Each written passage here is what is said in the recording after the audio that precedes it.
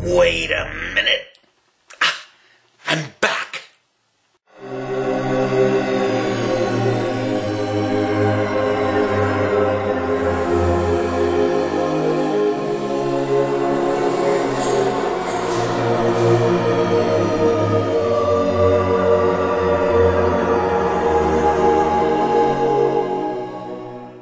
Hi everybody. Well, here it is, Friday night, and I'm kind of in the mood for some haunted house movies. What do you say? Well, we'll just start right in, won't we? I'm a big fan of this movie. I actually saw it for the very first time when, shortly after my wife and I first got together, and it was playing on the all-night movie. And I've always been a big Vincent Price fan. I grew up watching his movies and had a great deal of fun, during my young adulthood, tracking down those films of his that I hadn't been able to see when I was a kid. And this is one of those. It's called Dragonwyck. And yes, as I was saying, it was playing on the all-night movie. And I stayed up, and I was so excited I was going to watch it. And this was being played by one of the local stations in Northern California, all-night theater, and actually had a fellow hosting them as well back in the old days, 1980s. And, I even had a tape running on it, on our very first VCR. I wasn't taking any chances. I wanted to see this movie, and I wanted to have it if it was really good. And it was really good. Only problem was the local station showed, back in the days when they used to show films on film, and they would have to change reels, they showed the reels out of sequence. They showed, the last reel in place of the next to the last reel. So they showed the ending first and then went back and showed the reel they hadn't shown. It was a bloody mess. Anyway, it was really nice a couple years ago to finally get a pristine copy of this on DVD. Prior to that, I'd tracked down some other cable showings of it and was able to see it in its proper presentation and everything. But yes, it features Vincent Price in a film that really wasn't tailored after him at all. He was still kind of up and coming in the 20th Century Fox roster. It was actually tailored very much for the great star of the time, Gene Tierney. And she's wonderful in it as well. But not really meaning to. It just sort of happens. Vincent Price kind of steals the show.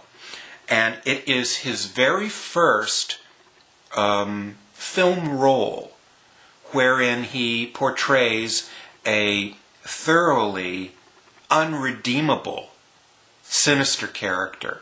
And he does a wonderful job. He plays a land baron of old who feels that he was born into privilege and entitlement, and he could basically treat people like crap and not give it a second thought. All sorts of various things go on. He disposes of one wife to get another wife, so we are to believe, so that he can have a son and an heir for his vast kingdom. There are also rent wars going on. The tenant farmers are enraged, and they're in revolt. And, so in a sense, it also operates somewhat as a loosely based historical drama of those times as well. Last but not least, plot point last, is it all takes place in a haunted house. So it's a great old-fashioned film, and I recommend it very highly. Second will be a film that I have loved since the first time I saw it. I saw it in a special screening before its release, way back in 1980. I think it was sponsored by the Count Dracula Society in Los Angeles. And it's entitled The Changeling, starring George C. Scott, a fine actor, and his then wife, Trish Van Veer. And they had previously done Day of the Dolphin together, which was also quite an excellent film in my estimation. But this is a spooky movie. No dolphins in sight here. And this film is based very heavily, it seems, except for elements at the very beginning and the very end. It's based very heavily on the real-life experiences of the man who wrote the screenplay, or the story on which the screenplay was based. No lie, it's absolutely true. And very, very chilling it seemed to be, both for the writer in the real world and for our character in the film. George C. Scott portrays a widower,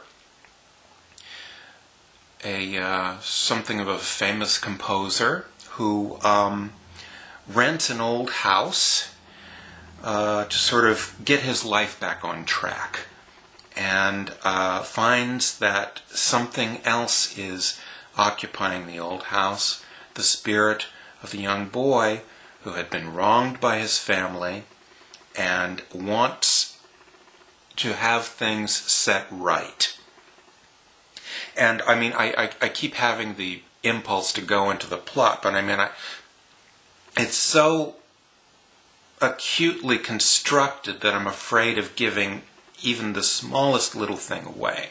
It's very well produced. It's an excellent story, an excellent cast, also featuring Melvyn Douglas in a supporting role. One of the last films that he made, along with, I think, Ghost Story and Being There, two other favorites of mine. Anyway, well, last but not least, I just bought this, or I should say that Patricia just bought it for me. Actually, she ordered it for me as an early birthday present. 4 months early. I can't wait. I'm sorry. I just can't wait.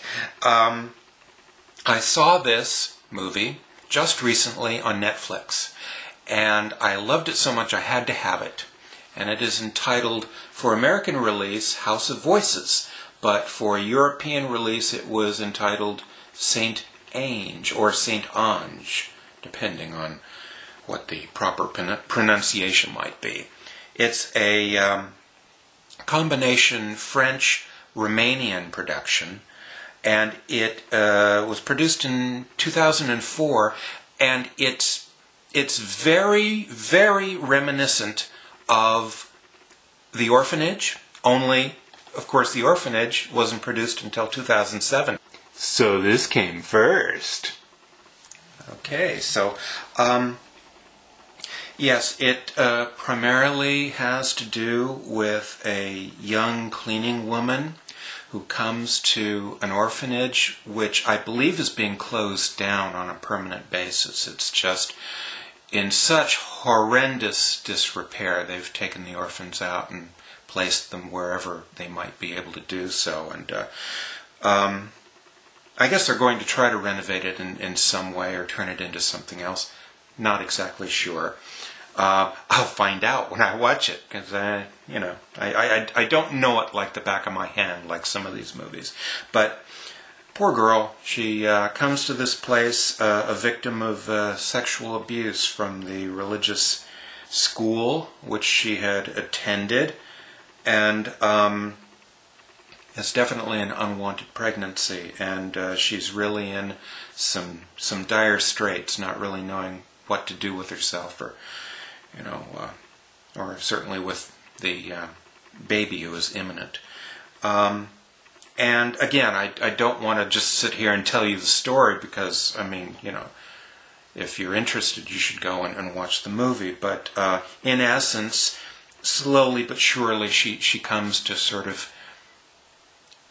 terms with her pregnancy through becoming acquainted with the spirits of the dead children in the orphanage. And that's all I'll say about that. But I'm so excited. I love this movie. It's very atmospheric and very well produced. In the English language, even though it is a French production. And so I won't have to cross my eyes reading subtitles. Which, subtitles are fine, but, I've just kind of got to be in the mood for them. Well, that's it. Those are the movies I'm going to be watching tonight. I just wanted to share it with you. Thank you, everybody, for watching. And I'll be talking to you later, okay? Have a great weekend.